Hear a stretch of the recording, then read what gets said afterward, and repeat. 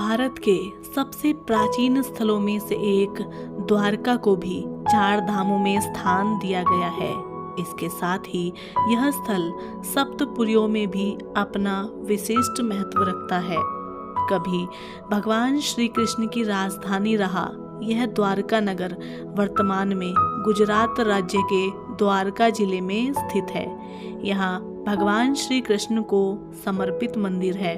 भगवान श्री कृष्ण को यहाँ द्वारकाधीश के रूप में पूजा जाता है। यह धाम एक ओर गोमती नदी के किनारे स्थित है और वहीं दूसरी ओर विशाल समुद्र के दर्शन होते हैं। पुराणों और कई धर्म ग्रंथों में हमें द्वारका धाम का विवरण मिलता है, जिससे यह पता चलता है कि यह सबसे प्राचीन नगरों में से एक है।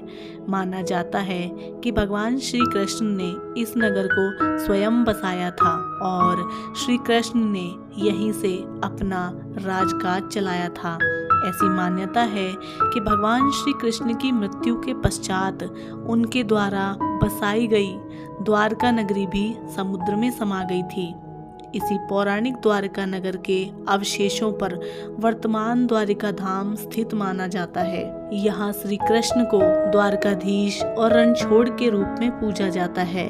मंदिर में भगवान की बेहद सुंदर आभूषणों से सजी चतुर्भुज प्रतिमा स्थापित है। माना जाता है कि यहाँ भगवान श्री कृष्ण का महल था। उसी स्थान पर वर्तमान में द्वारकाधीश मंदिर स्थित है। इसलिए वैष्णव मतावलंबियों के लिए यह बेहद आस्थावान धाम है। इसी धाम के साथ द्वारका हिंदू धर्म में प्रचलित सप्तपुरियों में से एक है। अयोध्या, मथुरा, माया, काशी, कांची, अवंतिका, पुरी, द्वारावती चैव सप्ततः मोक्षदायी कहा।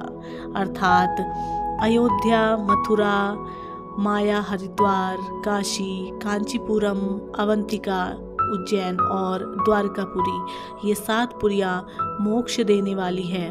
द्वारकापुरी से कई पौराणिक कथाएं जुड़ी हुई हैं, जिनमें से कुछ एक आज हम इस वीडियो के माध्यम से आपके साथ में साझा कर रहे हैं। कहा जाता है कि जब मथुरा में भगवान कृष्ण और उनके मामा कंस के बीच युद्ध हुआ, इस दौरान भगवान श्री कृष्ण ने मथुरा वासियों को कंस के क्रूर शासन से भी मुक्त कराने के लिए उनका वध कर दिया।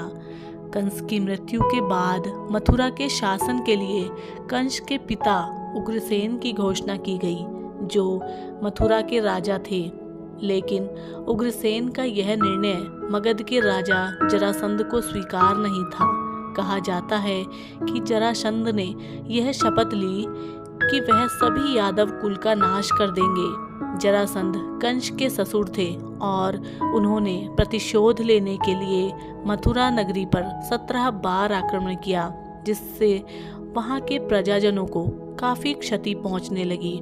मथुरा वासियों को सुरक्षित बचाने के लिए, ताकि उन्हें किसी प्रकार की क्षति ना पहुंचे, भगवान श्री कृष्ण अपने सभी यादव कुल को साथ लेकर द्वारकापुरी जाने का निर्णय किया। हिंदू पुराणों के अनुसार भगवान श्री कृष्ण के आग्रह पर भगवान विश्वकर्मा ने गोमती नदी के तट पर समुद्र के एक टुकड़े को प्राप्त करके इस शहर का निर्माण किया था। कहा जाता है कि भगवान श्री कृष्ण की आज्ञा पाकर केवल एक रात्रि में ही विश्वकर्मा जी ने इस भव्य नगरी का निर्माण किया था। उस समय यह द्वारका नगरी स्वर्ण द्वारका के नाम से जानी जाती थी, क्योंकि उस काल के दौरान अपनी धन और समृद्धि के कारण यहाँ स्वर्ण का दरवाजा लगा हुआ था। एक और अन्य पौराणिक कथा के अनुसार रुक्मणी के तीर्थ की कथा में ऐसा माना जाता है कि द्वारका का निर्माण श्री कृष्ण द्वारा समुद्र से प्राप्त टुकड़े पर किया गया। जब एक बार ऋषि दुर्वासा श्री कृष्ण और उनकी पत्नी रुक्मणी के पास गए, तो उन्होंने उत्सुकता से उनके महल का दौरा किया।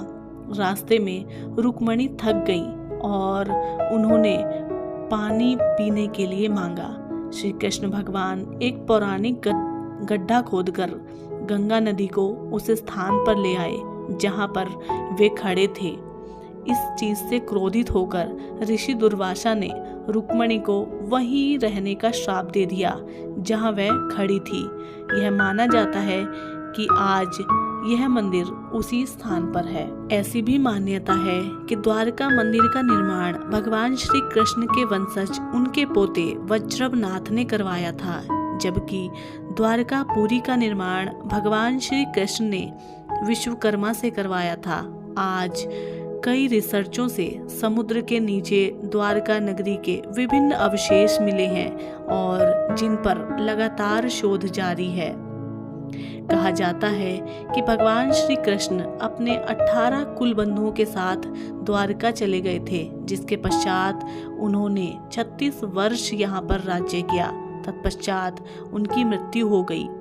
ऐसा माना जाता है कि महाभारत में पांडव पक्ष का समर्थन करने के कारण और कौरवों की माता गांधारी ने महाभारत युद्ध के पश्चात भगवान श्री कृष्ण को श्राप दिया था कि जिस तरह उनके कौरव कुल का नाश हुआ है, ठीक उसी प्रकार भगवान श्री कृष्ण के कुल का नाश हो जाएगा। यही कारण था कि उनके सभी यदुवंशी कुल की समाप्ति के पश्चात द्वारका नगरी समुद्र में डूब गई। कई हिंदू पुराणों में ऐसी मान्यता है कि इसी पवित्र स्थान पर नागेश्वर महादेव नाम का शिवलिंग स्थित है, जिसे भगवान शिव के 12 ज्योतिर्लिंगों में एक माना जाता है। यह थी द्वारकापुरी से जुड़ी कुछ पौराणिक कथाएं और कुछ रोचक तथ्य। हम उम्मीद करते हैं कि आपको आज की ये कहानी पसंद आई होगी।